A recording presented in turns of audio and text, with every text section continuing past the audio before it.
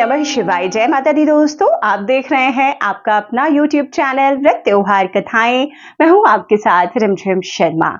श्रावण मास की शिवरात्रि, जी हाँ, सभी लोगों को पूरे साल कह सकते हैं इंतजार रहता है श्रावण मास की शिवरात्रि का। साल में देखिए, वैसे तो फाल्गुन मास की जो महाशिवरात्रि होती है अपना एक बहुत ही विशेष महत्व रखती है, लेकिन उसी प्रकार श्रावण मास की जो शिवरात्रि होती है वो भी उसी प्रकार का महत्व रखती है। साल में दो ही ऐसी शिवरात्रि होती हैं जिसका महत्व बेहद खास हो जाता है, क्योंकि आज के दिन भगवान भोलेनाथ को, माता पार्वती को प्रसन्न करना बहुत आसान होता है।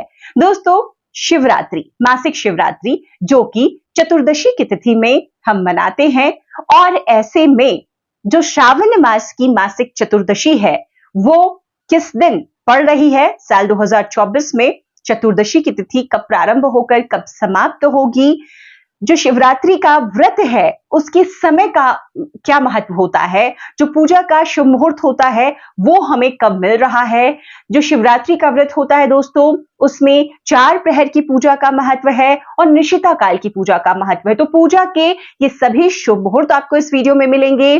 पूजा का पूरा विधान मैं आपके साथ शेयर करूंगी, क्या सामग्री आपको चाहिए, और आज इस श्रावण मास की महाशिवरात्रि पर किए जाने वाले कुछ खास कार्य, कुछ खास उपाय जो हम सभी को जरूर अपनाने चाहिए। तो वीडियो को अंत तक जरूर देखिएगा, क्योंकि इस एक वीडियो में आपको संपूर्णता से सभी जानकारियां प्राप्त हो जाएगी। तो देखिए, श्रावण मास की शिवरात्रि, जैसे मैंने कहा कि एक तो फाल्गुन मास की महाशिवरात्रि जिसका बहुत ही ज्यादा इंतजार रहता है, उसी प्रकार से आज के दिन अगर हम भोलेनाथ माता पार्वती को प्रसन्न कर लेते हैं ना, तो हमारी जो इच्छा है, जो कामना है वो पूर्ण हो जाती है।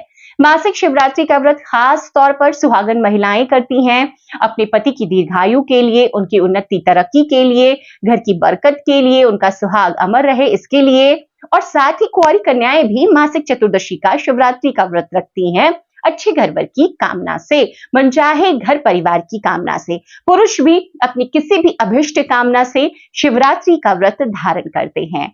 देखिए, शिवरात्रि, महाशिवरात्रि जो है श्रावण मास की, इस बार अब हम किस दिन मनाएंगे, तिथि कब प्रारंभ होकर चतुर्दशी की, कृष्ण चतुर्दशी की कब समाप्त होगी, ये सबसे पहले जान लेते हैं, नोट कर लीजिए।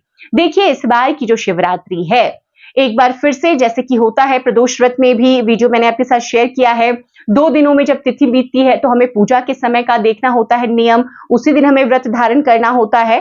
तो सबसे पहले चतुर्दशी की तिथि जान लीजिए, कब से कब तक है। चतुर्दशी की तिथि प्रारंभ होगी 2 अगस्त को 3:26 पर और समाप्त होगी 3 अगस्त को दोपहर में ही 3:50 पर। तो ऐसे में व्रत आप किस दिन करेंगे?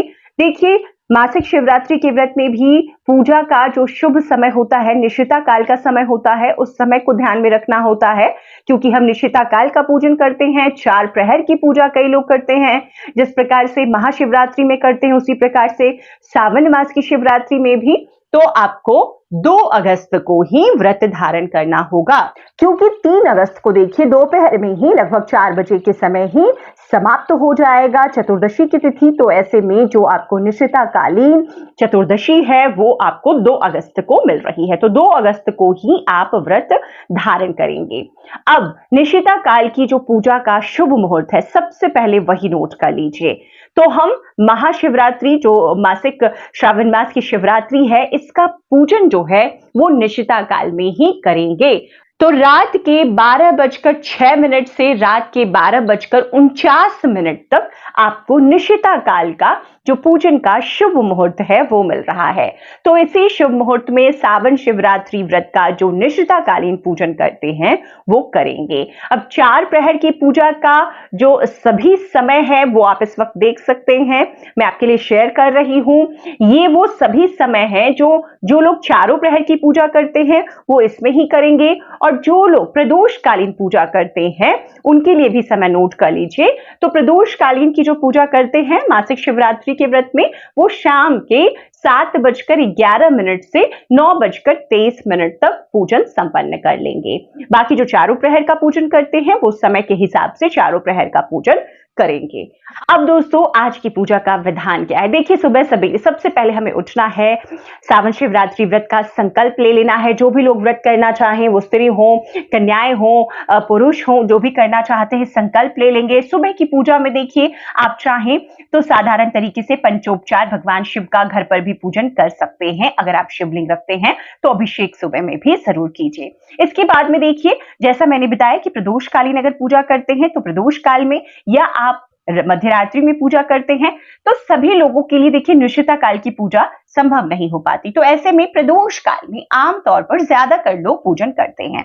तो प्रदोष काल का पूजन जब भी आप करेंगे, मासिक शिवरात्रि, सावन शिवरात्रि के व्रत में, आप किसी शिव मंदिर जरूर जाएं।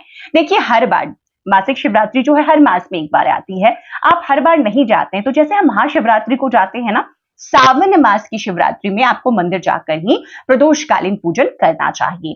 तो भोलेनाथ की अभिषेक की सभी सामग्री रखें, जैसे कि गंगा जल रखें, दूध रखें, दही रखें, घी रखें, शहद रखें, शक्कर रखें, ये चीजें रखें। इसके अलावा जो सामग्री होगी, पुरुष अगर पूजन कर रहे हैं तो यज्ञोपवीत मतलब जनेऊ रखें। महिलाएं जनेऊ नहीं अर्पित करती तो आप वस्त्र दे सकती हैं, कच्चा सूत आप दे दीजिए वस्त्र स्वरूप में। इसके बाद में आपको बेलपत्र रखना है, धतूरा रखना है, धतूरे के फल रखना है, भांग रखना है, आंकड़े के फूल रख लीजिए, शमी पत्र रख लीजिए। भगवान को, आज गणपति को दूर्वा अर्पित करते हैं, भगवान को भी करते हैं, तो इस प्रकार से भगवान की प्रिय चीजें आप रखिए। सफेद फूल जरूर रखिए, अगर आंकड़े के फूल, धतूरे के फूल मिल जाते हैं तो सबसे अच्छा है। भांग जरूर रखना है। आज के पूजन में भगवान का श्रृंगार बहुत ज्यादा महत्व रखता है, तो आपको सफेद चंदन रखना है त्रिपुंड बनाने के लिए। आज भगवान को आप गुलाल भी अर्पित कर सकते हैं, क्योंकि ये शिवरात्रि शिव और शक्ति के मिलन के त्योहार के रूप में हम मनाते हैं, तो आप गुलाल भी अर्पित कीजिए। माता को देखिए अलग से आप हल्दी भी अर्पित कर सकते हैं। आज के दिन बहुत शुभता लेकर आता है। माता के लिए सुहाग की सामग्री सभी सुहागिन महिलाओं को जरूर रखनी है, जो संभव हो सके 5 रखिए, या आप सिंदूर और बिंदी ही रखिए, लेकिन रखिए जरूर। दोस्तों इसके बाद में आपको फूल तो मैंने बता ही दिए, सभी फूलों में सफेद फूल और जो नहीं तो सीजन के फूल मिले रख लीजिए। इसके बाद में भोग आपको क्या रखना है, तो भोग आज का देखिए शिवरात्रि के पूजन में भी आप अन्न से बनी हुई चीजों का भोग भगवान को लगा सकते हैं। तो आप चूरमा रख लें, हलवा बना करके रख सकते हैं, खीर का भोग लगा सकते हैं, इस प्रकार के, या बाजार से बनी हुई मिठाइयों का और सीजन के जो सभी फल हैं उसका भोग भी आप अर्पित कर सकते हैं। तो विधि विधान से पूजन करेंगे भगवान का, कपूर से आरती करेंगे, शुद्ध घी का दीपक जरूर लगाएंगे। कोशिश करें 5 दीपक लगाएं, अन्यथा 1 दीपक लंबी बाती रखनी है। रुई का दीपक आपको लगाना है, सफेद रुई होनी चाहिए। इन सब चीजों का ध्यान रखिए। आज का पूजन क्योंकि बहुत ही फलदायी होता है। अब संतान प्राप्ति की इच्छा है तो धतूरे का फल अर्पित कीजिए। वंश वृद्धि की इच्छा से भी आप घी से अभिषेक कीजिए अलग से। अगर धन चाहते हैं तो अक्षत अर्पित कीजिए, शमी के पत्र में शहद लगाकर अर्पित कीजिए। बहुत सारी गन्ने का रस से अभिषेक कीजिए, धन की इच्छा है, लक्ष्मी की इच्छा है तो इस प्रकार से भगवान की बहुत तरीके से, पापों से मुक्ति चाहते हैं तो तिल से अभिषेक कीजिए, पितृदोषों से मुक्ति चाहते हैं तो तिल से अभिषेक कीजिए। इस तरह से बहुत सारी वस्तुएं हैं जिससे आज सावन शिवरात्रि पर भगवान का अभिषेक करना चाहिए। तो विधि विधान से पूजन संपन्न करने के बाद, अभिषेक को संपन्न करने के बाद आपको सावन शिवरात्रि व्रत की कथा पढ़नी है। पूजन जब तक आप करेंगे, जब भी चीजें आप अर्पित करेंगे तो भगवान के मूल मंत्र ओम नमः शिवाय का आपको जप करते रहना है।